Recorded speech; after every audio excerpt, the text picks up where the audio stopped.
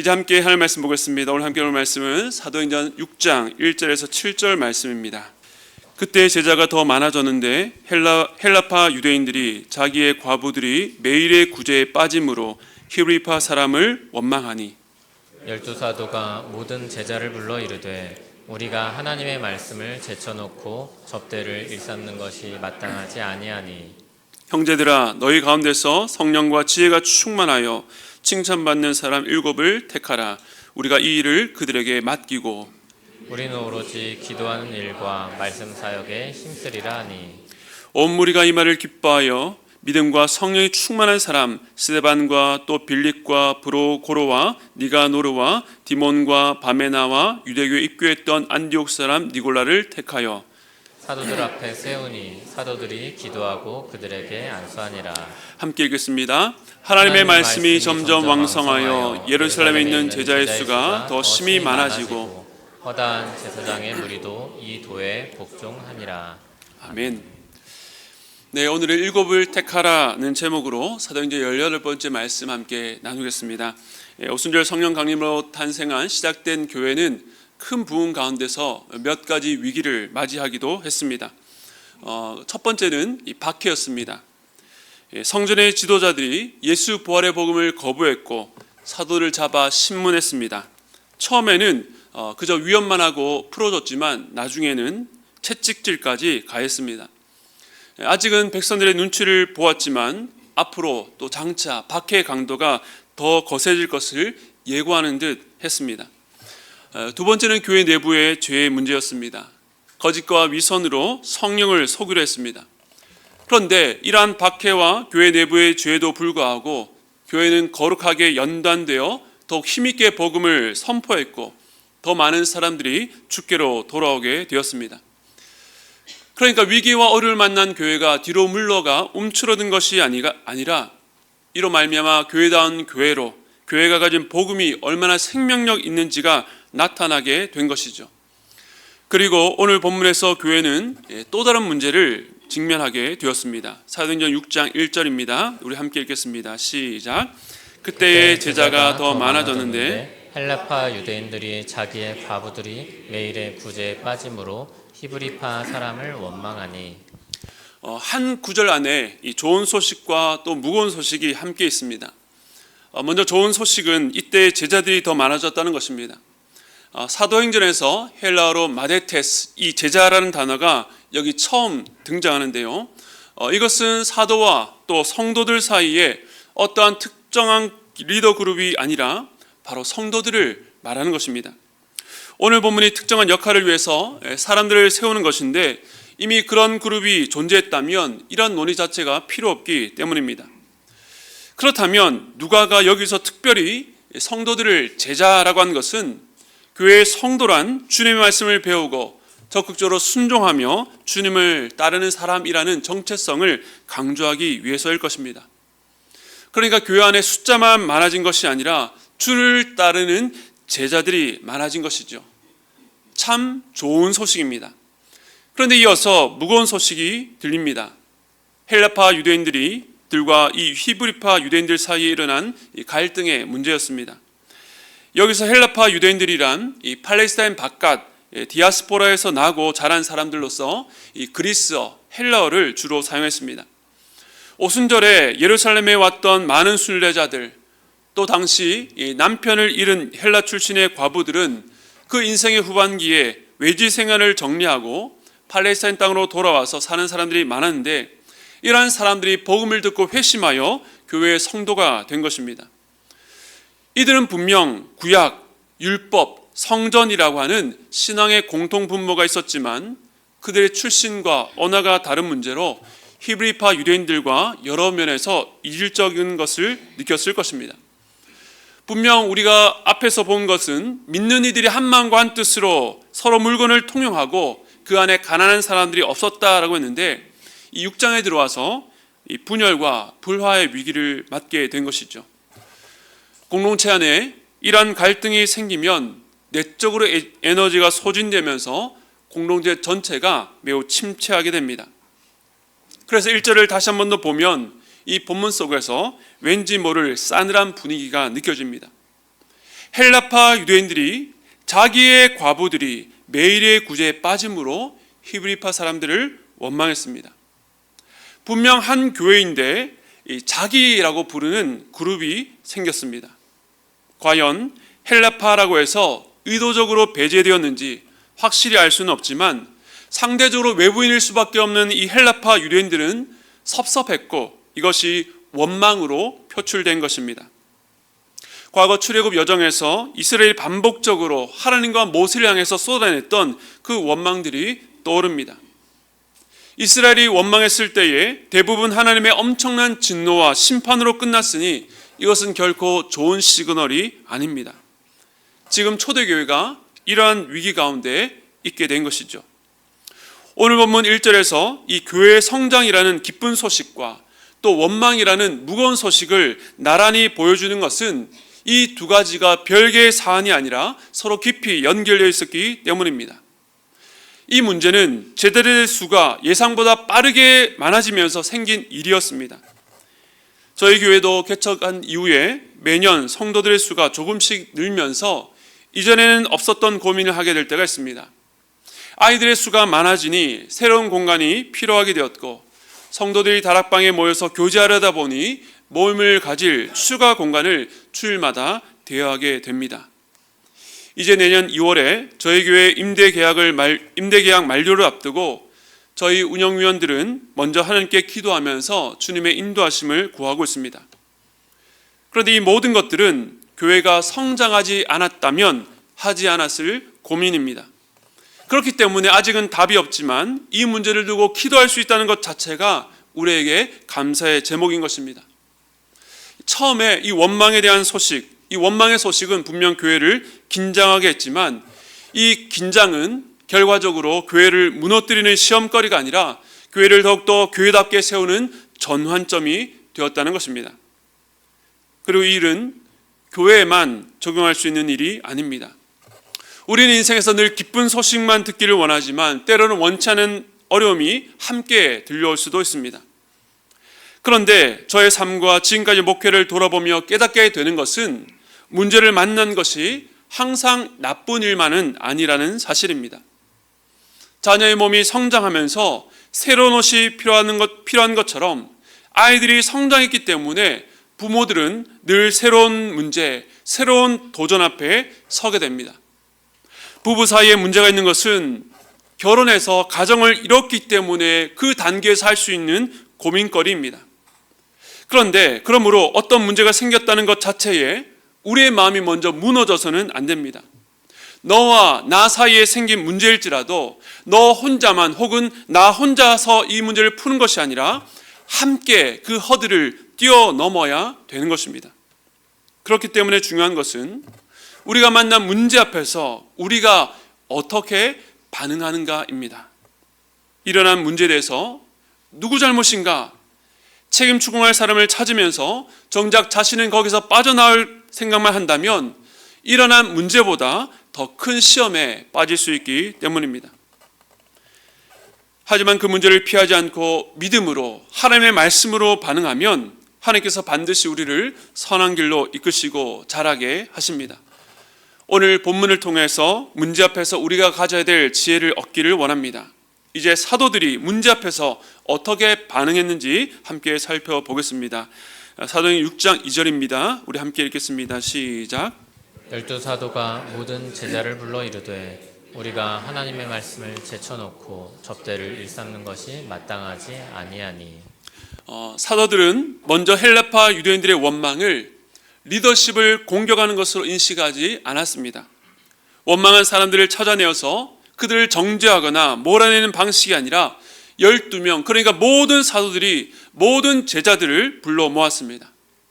이것은 이 문제를 일부 그룹의 문제로 축소하지 않고 원망이 자기 몸집을 키우기 전 공동체 전체가 함께 해결할 문제로 보았기 때문이었습니다. 그런데 주변을 보면 문제를 인정하지 않고 계속 회피하다가 일을 키우는 경우가 참으로 많죠.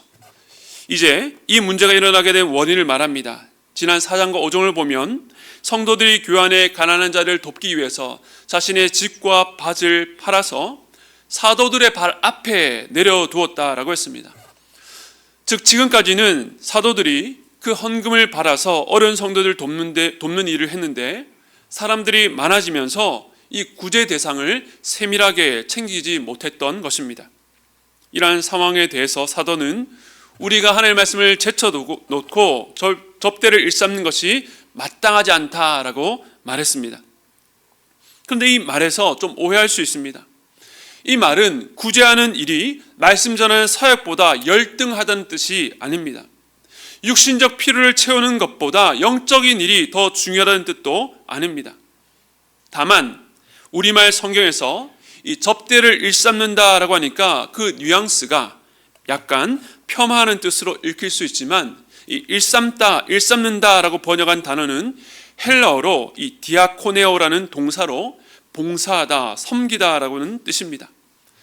그리고 4절에서 사도들이 우리는 오로지 기도하는 일과 말씀 사역에 힘쓰겠다라고 할 때의 그 사역도, 사역이라고 번역한 단어도 이 디아코네오에서 나온 명사인 디아코니아를 썼습니다.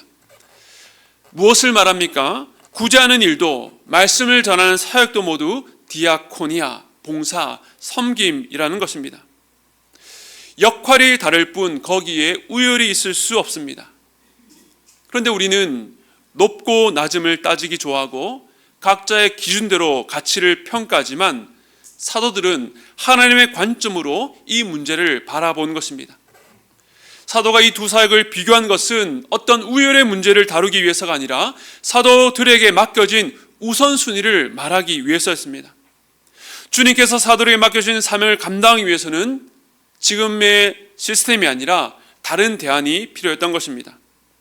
그 대안으로 이렇게 말합니다. 6장 3절과 4절 말씀 함께 읽겠습니다. 시작. 형제들아, 너희 가운데서 성령과 지혜가 충만하여 칭찬받는 사람 7을 택하라. 우리가 이 일을 그들에게 맡기고 우리는 오로지 기도하는 일과 말씀 사역에 힘쓰리라 하니.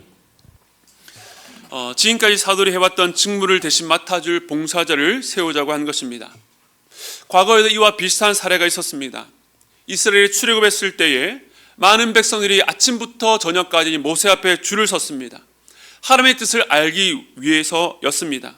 마침 그때에 함께 있었던 장인 이드로가 이렇게 하는 것이 옳지 못하다라고 말하면서 천부장과 백부장과 50부장과 10부장을 세우도록 조언해서 재판하기 어려운 것들만 모세가 다루게 되었습니다. 200만이 넘는 대규모 백성들을 다스리고 섬기기 위해서 새로운 조직이 필요했던 것입니다.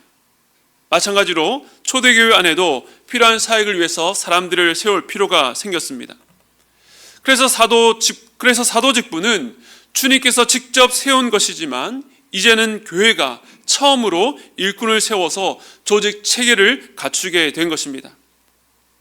그런데 어떤 분들은 교회는 유기적 생명체인데 조직을 갖춘다는 것이 무언가 인위적으로 보이고 이것이 시간이 지나면 지날수록 죽은 조직만 남을까봐 우려하시는 분들이 있을 수 있습니다. 물론 교회는 그리스도와의 연합을 통해서 생명으로 이어진 영적 유기체입니다. 하지만 그 말이 조직, 구조와 양립할 수 없다는 반대말은 아닙니다. 우리의 몸도 유기적 생명체이지만 몸의 지체들이 무질서하게 제 멋대로 존재하지 않고 참 놀라울 정도로 정교하고 체계적인 조직을 갖추고 있는 것과 마찬가지입니다. 물론 단순히 효율과 편의를 위해서 틀을 일방적으로 세우고 거기에 무조건 짜맞추는 조직을 말하는 것은 아닙니다. 주님이 주신 사명을 위해서 희생, 사랑, 순종과 같은 성경적인 가치에 맞춰서 조직을 질서 있게 세우는 것이 필요한 것입니다. 바로 한 몸으로 지어져 가는 바로 그 목적을 위해서 조직이 필요한 것이죠. 저희 교회도 처음부터 조직적으로 질서 있게 시작된 것이 아니라 어떤 부분들은 참 주먹구구식으로 시작해야 했습니다. 하지만 시간이 지나면서 부서가 생기고 또 조직과 봉사자들이 세워지게 되었습니다. 저희 교회는 분당우리 교회 1만 성도 파송운동으로 시작되었기 때문에 헌신하는 마음으로 이 개척에 동참해 주신 분당우리 교회 성도들과 또 오랜 코로나 끝에 교회를 찾던 여러 신실한 성도들이 함께하면서 개척교회를 하기에는 처음부터 상당한 인원으로 시작하게 되었습니다. 그러니까 조직을 채 갖추기도 전에 출발부터 한 것입니다. 한 번은 이런 일이 있었습니다.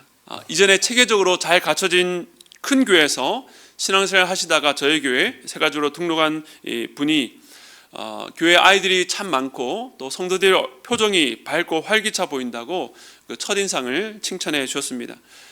다만 교회 곳곳에 섬김의 빈틈이 보인다라고 정확하게 지적해 주셨습니다. 예를 들면 새가족 등록하고 교회에 적응하는 단계에서 이 정도 규모의 교회라면 반드시 있어야 될, 당연히 있을 것이라고 생각했던 섬김과 돌봄이 좀 부족하다는 것이었습니다. 그래서 제가 그때 이렇게 말씀드렸습니다. 저희 교회가 외적으로는 규모가 갖춰진 것처럼 보이지만 사실 이제 개척한 지 막 1년이 넘는, 나이로 치면 이제 한두 살밖에 되지 않는다고, 그래서 부족한 것이 너무나도 당연하다고 말씀을 드렸습니다. 하지만 이 조직을 빨리 갖추고 또 섬김의 자리에 성도들을 동원하는 것보다는 교회가 나이를 먹어감에 따라서 성도들의 믿음이 성장하고 성숙해지면서 우리 성도들이 그 빈틈을 자원하는 마음으로 기쁨으로 봉사할 수 있는 그런 교회가 되었으면 좋겠습니다라고 말씀을 드리면서, 그러니까 그때까지 좀 부족한 것이 보여도 인내하고 기다려달라고 말씀을 드렸습니다. 제가 어떤 부서에 봉사자나 또 우리 소그룹 다락방에 순장을 세우려고 부탁을 드릴 때에 꼭 이렇게 덧붙입니다. 제가 담임 목회자로 부탁을 드리는 것이지만 저의 제안이 하나님의 뜻은 아닙니다. 충분히 하나님 앞에서 기도해 보시고 마음이 열리지 않거나 때가 아니다 싶으시면 편안하게 거절하셔도 됩니다. 집사님이 거절하셔도 꼭 필요한 자리였다면 하나님께 또 다른 사람을 세울 것이니 미안해하지 않으셔도 된다고. 제가 이렇게 자신 있게 말씀드리는 이유는 이 교회 주인이 하나님이시기 때문입니다. 제게는 하나님의 집을 세워가는데 그 필요한 일꾼을 하나님께서 세우신다는 믿음이 있기 때문입니다. 그럼에도 채워지지 않는다면 그 부족한 모습 그대로를 우리 공동체가 함께 버티면 되는 것이죠. 물론 때로는 이 과정이 매끄럽지 않아서 삐그덕거릴 때도 있었지만 저는 우리 교회가 그렇게 세워져 가기를 바랍니다. 왜냐하면 교회 봉사자를 세우는 것은 영적인 일이기 때문입니다. 그렇기 때문에 여러분 봉사자 한 분 한 분을 볼 때에 당연히 여기는 것이 아니라 하나님께서 우리 교회를 이렇게 돌보고 계심을 기억하고 감사하시기 바랍니다. 그리고 이 일이 영적인 일이라는 사실은 택할 7의 자격을 보면 알 수 있습니다. 너희 가운데서 성령과 지혜가 충만하고 칭찬받는 사람입니다. 여기서 가장 인상적인 것은 구제 사역을 기능적으로 잘할 사람을 찾는 것이 아니라 먼저 성령과 지혜가 충만해야 한다는 것입니다. 물론 맡은 일에 기능적으로 잘 준비되어 있다면 참 유익할 것입니다. 하지만 기능보다 더 중요한 것이 성령과 지혜의 충만함이라는 것입니다. 사도행전 1장 8절에서 성령 충만해야 증인이 되는 것처럼 그 교회를 세우는 일꾼들도 성령 충만해야 되는 것입니다. 그 다음에 지혜도 충만해야 됐습니다. 구제 사역을 할 때에 모든 것을 그저 은혜로 넘어가는 것이 아니라 지혜 있게 행해야 했기 때문입니다. 그래서 바울 서신을 보면 과부라고 무조건 구제의 대상이 아니라 그가 참 과부인지를 분별하라고 했습니다. 꼭 필요한 대상에게 필요한 자원을 적절한 때에 하려면 지혜가 필요하기 때문입니다. 여기까지 말씀을 듣고 혹시 지금 봉사하시는 분들 가운데 나는 성령도 지혜도 충만하지 않은데 내려놓아야 되냐라고 고민하신 분이 있다면 바로 그렇기 때문에 성령과 지혜를 구하시기 바랍니다. 우리가 늘 구할 기도 제목입니다. 이처럼 봉사자에게 성령과 지혜의 충만을 요구하는 것은 아주 오래전부터 있었던 영적인 원리입니다. 출애굽기에서 하나님은 모세에게 성막에 대한 설계도를 주시고 지으라고 명령하셨습니다. 성막은 거룩하신 하나님께서 자기 백성 삼으신 그 이스라엘이 광야 길을 걸을 때에 그들 가운데 거하시며 그들의 제사를 받으시고 또 그들과 교제하기 위한 처소였습니다. 그런데 하나님께서 그 성막의 기물을 만들 이 부살렉이라는 사람을 세우실 때에 이렇게 말씀하셨습니다. 출애굽기 35장 31절 말씀입니다. 함께 읽겠습니다. 시작. 하나님의 영을 그에게 충만하게 하여 지혜와 총명과 지식으로 여러 가지 일을 하게 하시되. 아멘. 하나님의 영을 부살렐에게 충만하게 하고 그로 인해서 지혜와 총명과 지식으로 일하게 하셨습니다. 즉 하나님의 집인 성막은 단순한 기술과 재능이 아니라 하나님의 영과 그로 말미암아 주어지는 지혜로 세워졌다는 것입니다. 그런데 신약 시대의 사도행전에서 같은 원리가 나타납니다. 일곱을 택할 때에 성령과 지혜로 충만한 사람을 세우라는 말씀은 지금 이 일이 마치 성막을 세우는 것처럼 하나님의 몸된 교회를 세우는 영적인 일이라는 것을 증거하는 것입니다. 또 하나 중요한 자격이 너희 가운데서 세우라는 것입니다. 그러니까 외부에서 유능한 사람을 데려오는 것이 아니라 교회 안에서 세우라는 말입니다. 이것은 마지막 자격인 칭찬받는 사람과도 연결됩니다. 즉 성령과 지혜로 충만하다는 것은 그 개인적으로 마음이 뜨겁고 열정있다는 것으로 나타나지 않습니다. 같은 공동체의 지체들이 곁에서 그의 삶과 성품과 믿음을 보고 칭찬으로 드러나는 것입니다. 공동체에서 검증되어 받은 인정과 칭찬이 성령과 지혜가 충만하다는 증거가 되는 것입니다. 이제 이렇게 자기 요건이 정해졌습니다. 그런데 거기에 맞는 사람들을 사도들이 직접 찾아 세우지 않고 그 일을 교회에게 맡겨서 사람을 찾게 했습니다.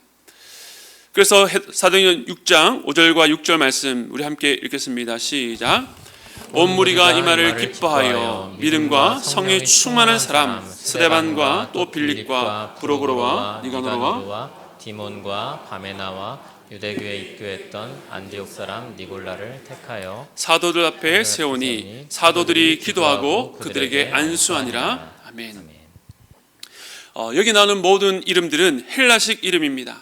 그렇다고 모두가 헬라파 유대인이라는 것은 아니지만 문맥상 헬라파 유대인들의 형편을 잘 이해할 수 있는 사람을 배려했던 것으로 보입니다. 그런데 처음과 두 번째 나왔던 스데반과 빌립을 주목하게 됩니다.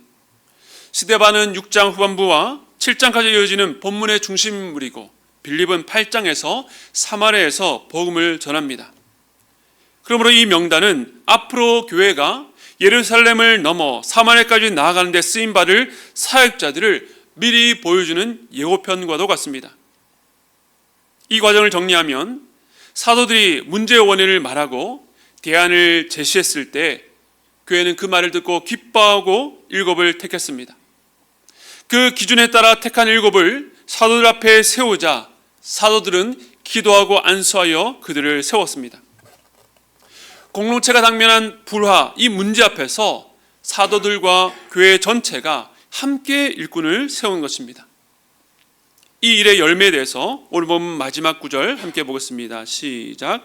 하나님의 말씀이 점점 왕성하여 예루살렘에 있는 제자의 수가 더 심히 많아지고 허다한 제사장의 무리도 이 도에 복종하니라. 아멘.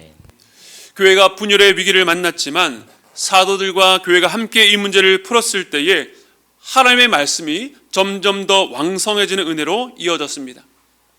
즉 일곱을 택한 일로 인해서 사도들은 말씀과 기도에 전념할 수 있었고 일곱은 교회 안의 연약한 자를 돌보고 위로하며 그 열매로 하나님의 말씀이 더욱 힘있게 퍼져나갔다는 것입니다. 그로 인해 예루살렘 안의 제자의 수가 더 심히 많아졌습니다. 이번에는 놀랍게도 허다한 제사장의 무리까지 이 도에 복종하게 되었다라고 말씀합니다. 그러니까 하나님의 말씀이 얼마나 왕성했는지 대제사장과 사두개인들과 함께 교회를 핍박하고 복음을 거부했던 이 제사장 무리까지 이 말씀 앞에 굴복할 정도였습니다. 그런데 이 놀라운 일이 교회가 분열의 문제를 극복해서 그리스도의 몸된 성전으로 지어져가는 과정을 통해서 통과하며 나타났습니다. 무엇을 말합니까? 초대 교회는 성령이 강림하셔서 단번에 한순간에 완성되지 않았습니다. 주님은 처음부터 사도들에게 어떤 직분을 세워야 되는지 가르쳐 줄 수도 있었지만 그렇게 하지 않으셨습니다. 시간과 역사 속에서 교회가 어떤 결핍과 문제를 겪으면서 이 직분의 필요성을 먼저 깨닫게 하셨습니다. 그리고 성령 충만한 사도들과 성령 충만한 제자들이 함께 이 문제를 해결하게 되었습니다. 이처럼 교회는 건물과 같이 여러 단계를 거쳐서 시간이 지나가면 지나갈수록 점점 더 세워져가는 공동체입니다. 이것을 에베소 4장 11절과 12절에 이렇게 말합니다. 우리 함께 읽겠습니다. 시작. 그가 어떤 사람은 사도로, 어떤 사람은 선지자로, 어떤 사람은 복음 전하는 자로, 어떤 사람은 목사와 교사로 삼으셨으니 이는 성도를 온전하게 하여 봉사일을 하게 하며 그리스도의 몸을 세우려 하심이라. 아멘. 교회 안에 다양한 직분이 있는 것은 이 모든 것들은 결국 그리스도의 몸을 세우는 영적인 일이라는 것입니다. 우리도 마찬가지입니다. 우리가 예수 믿는 순간 우리의 인격과 자질이 한순간에 즉시 완성되지 않습니다. 그래서 우리는 예수님을 믿고 신앙생활을 하는데도 여전히 우리 안에 연약하고 부족한 면을 발견할 때 실망하고 내가 진짜 예수 믿는 사람인지를 의심하기도 합니다. 하지만 우리에게 위로가 되는 것은 그 완벽해 보이는 초대교회도 처음부터 완성된 공동체가 아니었다는 사실입니다. 문제가 드러나고 이를 통해 부족함이 채워지면서 이전보다 더 말씀이 왕성해지는 은혜를 누리게 되었습니다. 저는 오늘 설교를 마무리하면서 문제를 해결하는 몇 가지 방법식으로 정리하기보다 우리 삶의 적응을 위해서 크게 두 가지만 말씀을 드리겠습니다. 첫 번째, 삶의 문제를 바라보는 인식의 전환이 필요합니다. 우리가 맞닥뜨린 문제는 우리를 넘어뜨리기 위한 방해물이 아닙니다. 우리가 온전한 교회가 되기 위해서 주님의 성품을 닮은 온전한 성도가 되기 위해 주님이 짝지어 주신 온전한 부부, 가족이 되기 위해서 혼자가 아니라 함께 헤쳐나가야 될 다음 단계가 있다는 것을 보여주는 안내판입니다. 그러니까 골치 아픈 문제거리가 아니라 우리 교회에 혹은 우리 가정과 우리 삶에 하나님의 말씀이 왕성하게 역사하기 위한 관문이라는 것입니다. 이 관점을 먼저 가져야 됩니다. 그래서 문제 앞에서 넘어지는 것이 아니라 믿음으로 선포하시기 바랍니다. 이 문제를 통해 이 문제를 넘어 나의 삶에 우리 가정과 우리 교회 위에 하나님의 말씀이 더 왕성하게 하옵소서. 우리를 더욱 온전히 세워 주옵소서. 첫 번째는 문제에 대한 인식의 전환이라고 말씀을 드렸습니다. 여러분 앞에 놓인 문제를 바라보는 시각을 바꾸시기 바랍니다. 두 번째는 하나님의 말씀으로 반응하는 것입니다. 하나님의 말씀은 교회 밖에 있는 사람들에게만 선포되는 것이 아니었습니다. 교회 안에서 우리의 부족과 문제가 드러날 때에 하나님의 말씀으로 반응해야 됩니다. 오늘 우리가 설교를 통해서 여러 가지를 말씀을 드렸습니다. 좋은 소식과 나쁜 소식은 함께 올 수 있습니다. 나쁜 소식이 늘 나쁜 것만은 아닙니다. 영적인 사역과 물질적인 사역, 우선순위는 있지만 우열은 없습니다. 본질을 놓치지 말고 거기에 힘을 쏟아야 됩니다. 리더십이 자신의 연약함을 인정하고 성경의 원리를 따라 기준을 정하면 공동체가 함께 문제를 풀어가는 것입니다. 어떤 일을 하든지 성령과 지혜의 충만으로 감당해야 됩니다. 저는 오늘 본문에 나온 다양한 말씀의 원리들을 관통하는 핵심을 균형 감각이라고 정리했습니다. 문제 앞에서 사도들은 이 균형을 유지했습니다. 지엽적인 것에 함몰되는 것이 아니라 큰 그림으로 전체를 보았습니다. 이를 위해 하나님의 말씀을 기준 삼아야 되는 것입니다.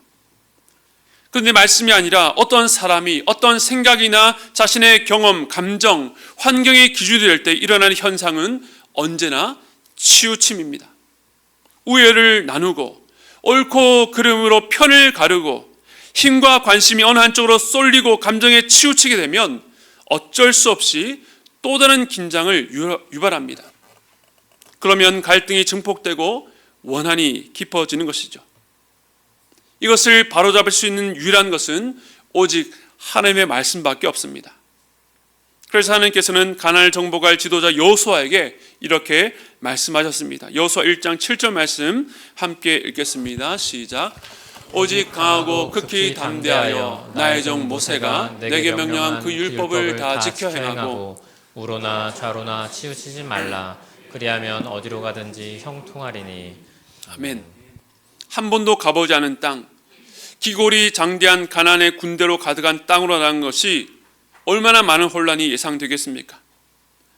그 모세를 따른 수백만 명의 사람들의 생각이 저마다 다르고 또 맞닥뜨릴 사건들과 문제들 앞에 변수들은 얼마나 많은지 그것조차 시시각각 변모할 것입니다. 그런데 하나님께서는 그런 백성들을 이끌어야 될 여호수아에게 다른 어떤 것이 아니라 하나님의 말씀을 중심 삼아 치우치지 않고 균형을 잡을 때에 형통을 약속하셨다는 것입니다. 문제 앞에서 하나님의 말씀을 붙들고 씨름해야 되는 것입니다. 이 문제 앞에서 내가 붙들어야 될 기준이 무엇인가? 우리는 그것을 붙잡아야 됩니다. 우리의 마음과 생각이 한쪽으로 치우쳐져서 내가 보고 싶은 것만, 내가 바라는 것만 보려 할 때에 하나님의 말씀이 다시금 우리를 이끌어서 주님이 바라보는 시선으로 바꿔주시며 하나님의 방법을 우리 가운데 허락하실 것입니다. 그렇게 말씀으로 반응할 때에 하나님의 말씀이 흥왕하는 은혜를 누리게 될 것입니다. 사랑하는 성도 여러분, 저는 우리 교회가 문제없는 교회가 아니라 문제 앞에서 말씀으로 반응하는 교회 되기를 바랍니다. 여러분의 삶도 마찬가지입니다. 우리 인생에 피할 수 없는 문제를 만나게 될 때에 그 앞에서 자신의 감정과 경험대로가 아니라 하나님의 말씀으로 반응하시기 바랍니다. 말씀의 기준으로 치우치지 않고 균형을 잡으십시오. 그리하여 우리 교회와 우리의 삶이 문제 앞에서 원망으로 무너지지 않고 말씀 위에 굳게 서서 결국 하나님의 말씀이 점점 더 왕성해지는 은혜를 누리게 되시기를 주님의 이름으로 축원드립니다. 우리 이 시간에 말씀을 기억하시면서 우리 아까 불렀던 찬양인데요, 우리 나는 일어섭니다. 함께 찬양하며 나아가겠습니다.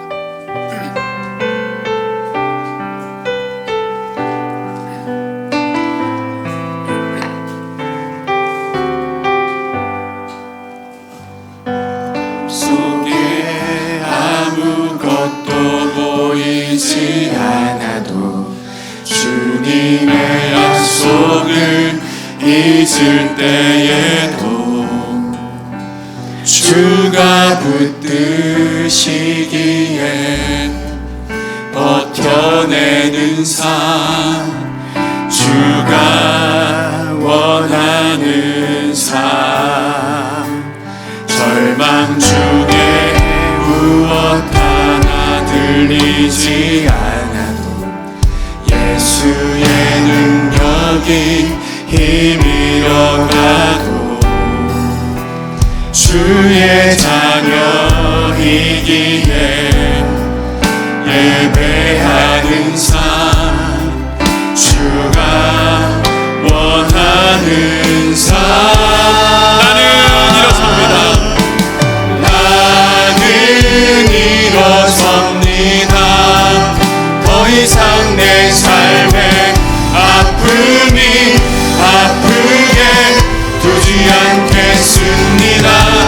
나는 예배합니다.